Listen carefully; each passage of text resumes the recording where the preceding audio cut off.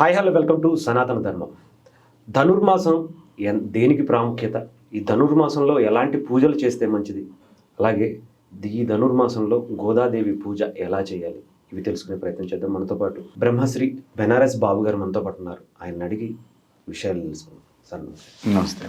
స్వామి, మీరు చూసే ఉంటారు, ఇది రేపు రాబోయేటువంటి ధనుర్మాసంలో అసలు ఎందుకని దీనికి ఇంత ప్రాముఖ్యత, మనకు ఉండేటువంటి పూజా విధానంలో కూడా ధనుర్మాసానికి సంబంధించి చాలా ప్రాముఖ్యత ఎక్కువ ఉంటుంది. ఏంటంటారు స్వామి? ధనుర్మాసము సహజంగా ధనస్సు రాశిలోకి రవి ప్రవేశించడం ద్వారా ఏర్పడేటువంటి మాసం కింద తమిళ ప్రాంతంలో ఇది ఎక్కువగా ఆచరిస్తారు. మామూలుగా ఇది మార్గశిర మాసంలో సగం, పుష్యమాసంలో సగము కలిపి ఒక మాసంగా ఉంటుంది ఈ ధనుర్మాసం.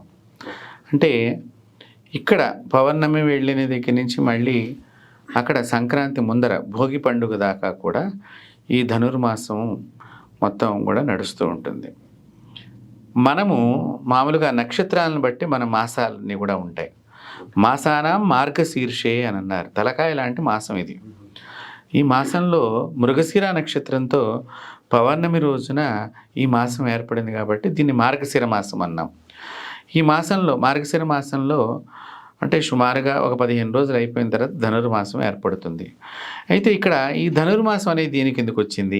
దీనిలో ఈ 2 మాసాలు మనం అబ్జర్వ్ చేసినట్లయితే తమిళనాడు ప్రాంతంలో రాసులు బట్టి మాసాలు ఉంటాయి. సో అక్కడ ఇది ధనుర్మాసం కింద వాళ్ళు ధనస్సులోకి అంటే రవి ప్రవేశించడం ద్వారా వీళ్ళు ఈ ధనుర్మాసం కింద ఈ మాసాన్ని పెట్టుకోవటం జరిగిందనమాట. ఓకే, అంటే ఇక్కడ మనం ఎక్కువగా మన తెలుగులో కూడా చాలామంది 2 తెలుగు రాష్ట్రాల్లో కూడా ఎక్కువగా పూజలు అవి చేయడం జరుగుతుంది. అమ్మవారికి సంబంధించినవి కావచ్చు, గోదాదేవికి సంబంధించినవి కావచ్చు. అంటే ఎందుకని పర్టికులర్గా ఈ టైంలో అంటే ఒక ధనుర్మాసంలోనే చేయాలనేటువంటి నియమం ఎందుకు వచ్చిందంటారు? అంటే ఇక్కడ గోదాదేవి అనేటువంటి అమ్మవారు ఈవిడ అసలు ఎవరు అని మనం ఆలోచన చేస్తే భూదేవియే గోదాదేవిగా ఉద్భవించినట్లుగా ఆవిడ ఆండాళ్ అని కూడా అంటారనమాట. ఈవిడ తమిళనాడు ప్రాంతంలో విల్లిపుత్తూరు అనేటువంటి ఊళ్ళో జన్మించింది అమ్మవారు.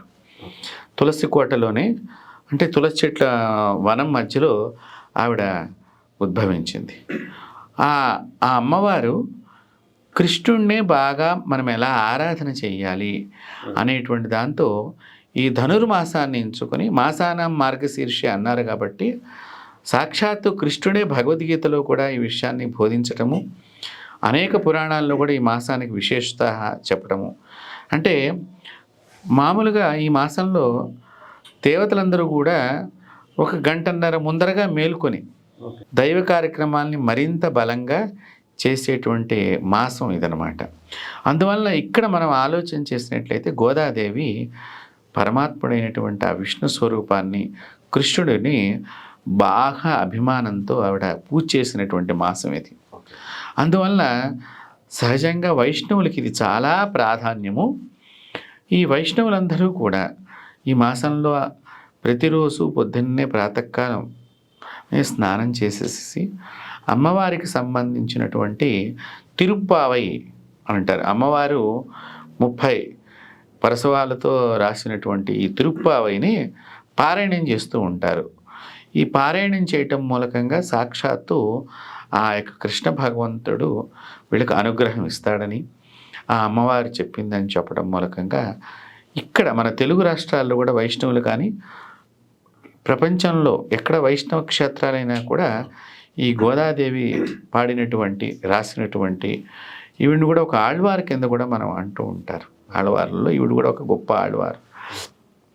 ఆ అమ్మవారు రచన చేసినటువంటి తిరుప్పావై అనేటువంటిది అంటే గానముతోనే భగవంతుడిని మనం దర్శనం చేయవచ్చు అనేటువంటి దాంతో ఆవిడ బాగా భక్తి పారవస్యంతో గానామృతం చేసి శ్రీకృష్ణుడి యొక్క పాదాలని సన్నిధికి చేరుకోగలిగింది. అందువలన ఈ ధనుర్మాసంలో ఎక్కువగా ఈ కార్యక్రమాన్ని చేయడం. అంటే మనం ఇప్పుడు అమ్మవారి పూజ చేయటం వల్ల మన ఇంటికి ఎలాంటి మంచి జరుగుతుంది అంటారు, మనకు కానీ మన ఇంటికి కానీ? ఇది చాలా ముఖ్యమైన ప్రశ్న వీక్షకులందరికీ కూడా.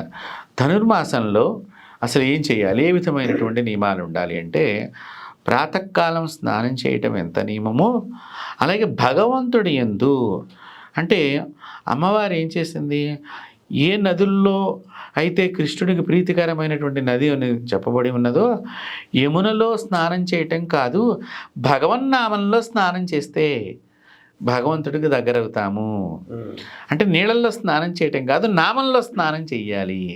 చూడండి, అంటే ఏంటి, భగవంతుడి నామాన్ని అంతలాగా మనం మననం చెయ్యాలనేటువంటి విషయాన్ని ఇక్కడ సాక్షాత్తు భూదేవియే ఇక్కడ గోదాదేవిగా మనకి చెప్పబడింది.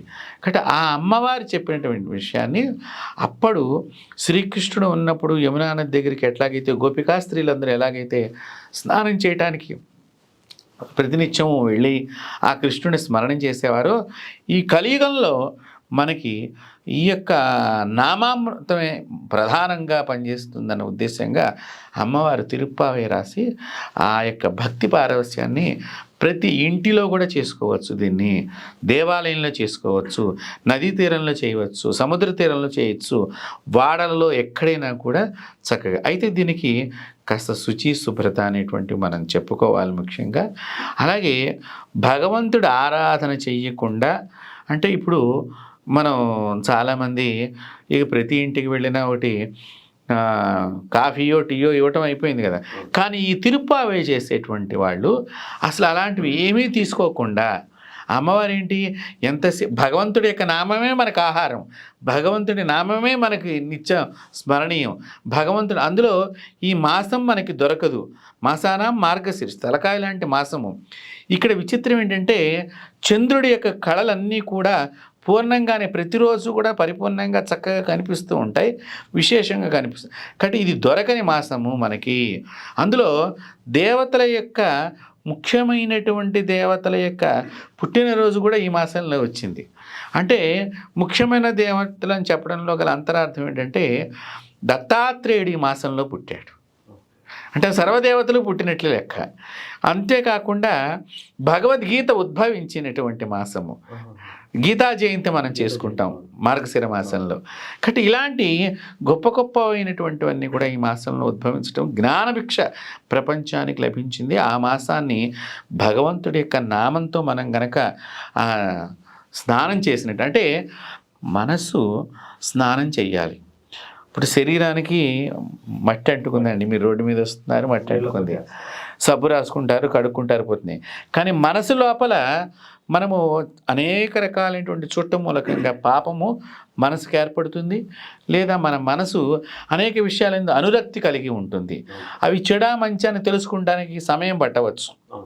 కాబట్టి ఈలోగా మనిషికి పాపం కలిగి ఉంటుంది. అంటే మనసుకు పట్టిన మాలిన్యము భగవన్నామమే, నామము ద్వారా మనసుకు స్నానం చేయించాలి.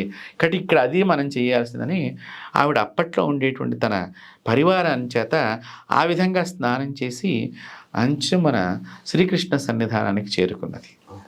అంత గొప్ప తల్లి ఆండాళ్ గోదాదేవి. ఆ గోదాదేవి చక్కగా ఇక్కడ ఏంటంటే అన్ని ఆభరణాలు ప్రతిరోజు పెట్టుకునేది.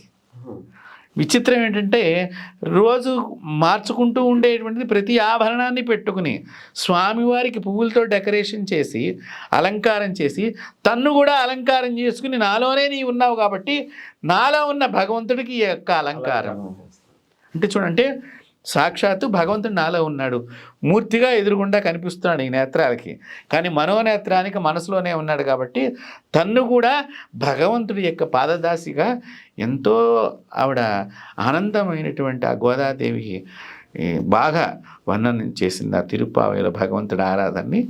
ఆ విధంగా కనుక మనం ఆరాధన చేసినట్లయితే ఈ మాసంలో అమ్మవారి ఏ విధంగా అయితే కృష్ణుడి పాదాల సన్నిధానానికి చేరుకుందో మనం కూడా ఆ విధంగా వెళ్ళే అవకాశం మనకు లభిస్తుంది.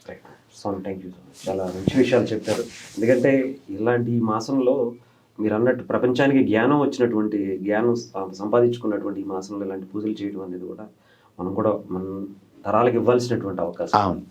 Thank you.